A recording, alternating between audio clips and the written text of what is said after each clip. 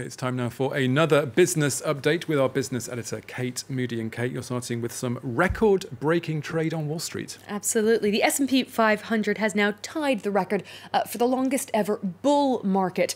That's a period of rising stock prices and broad optimism among investors without a 20% drop, which is then defined as a bear market. Now, the bull market is generally said to have started on March the 9th, 2009, a turning point after the financial crisis. The S&P is now poised to make history, barring any surprises in the next 24 hours or so. The last and until now the longest bull market was from 1990 to 2000. Analysts say current trends indicate that while a correction or downturn is probable, it may be more moderate than last time around. The bull market of 2000 died because you had tech and telecom representing close to 40% of the S&P 500. You don't have that kind of extreme this time around. We've also been seeing small companies advance in this bull market, so the breadth of the advance has been encouraging to bulls, whereas the narrowness of the advance back in the latter part of the bull market that ended in early 2000 was a major concern for investors. They're not content with tying just one record tonight. The S&P 500 has also hit a new time high in Tuesday trade. It briefly surpassed the record it set back in January before dropping slightly back. The Nasdaq is outperforming there, also creeping towards its all-time high. We saw a mixed close for the stock markets here in Europe. The Frankfurt DAX and Paris CAC 40 up about half a percentage point each. Basic resources and mining companies dropped, weighing on the FTSE 100 in London. Delegations from the United States and China are preparing to restart talks on their spiraling trade war, with new tariffs set to kick in on both sides this Thursday. The two-day meeting starts on Wednesday. It will be their first formal negotiations on the subject since June. Meanwhile, American business leaders have been making the case for Washington to pull back from its threats of still more tariffs. Public hearings are taking place throughout the week, as Alexander Alcott explains. Donald Trump's America First policies are supposed to help US businesses, but now more and more companies are calling for restraint and dialogue. During 6 days of public hearings in Washington this week, many US entrepreneurs have voiced their opposition to the proposed tariffs of up to 25% on even more Chinese goods, which the administration has threatened to bring in from next month.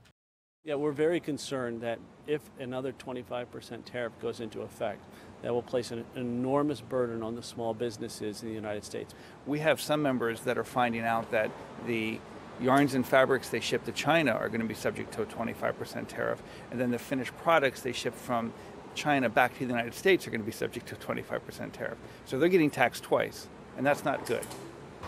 The additional duties on $200 billion worth of Chinese imports would directly hit thousands more consumer goods, including plastics as well as Chinese seafood, furniture and lighting, tyres, chemicals, bicycles and car seats for children.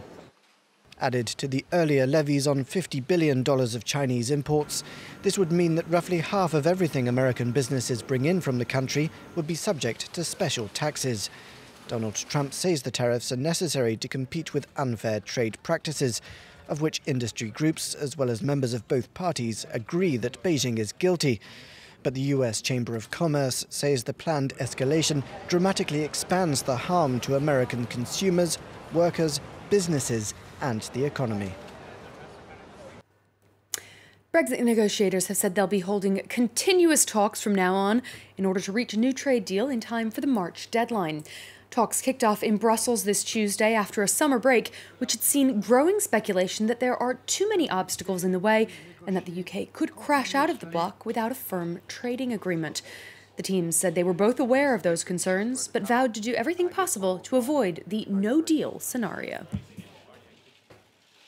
Our challenge for the coming weeks is to try and define an ambitious partnership between the UK and the EU, a partnership that has no precedent. This partnership has to respect the single market and the foundations of the European project. There are still gaps, and we've had an honest conversation about those. Equally, on our side, we feel we've shown the ambition, the energy and the pragmatism. I'm confident we can reach the agreement in October.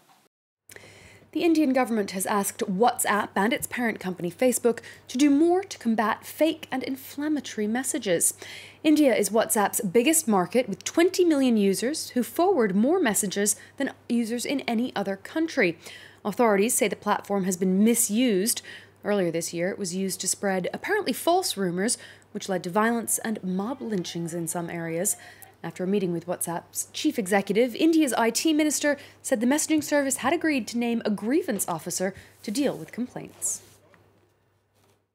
You must have a grievance officer in India and a whole system of that to which people can reach immediately. He should be located in India. We also asked him to have a detailed mechanism to trace the origin of any sinister message. He said we'll try to work out a technological solution for that. A former Soviet fertilizer lab has gotten the most modern of makeovers and is now a cryptocurrency mining facility. About 180 kilometers southeast of St. Petersburg, the site is focused on mining bitcoins, the best-known such currency, and Litecoins, a competitor.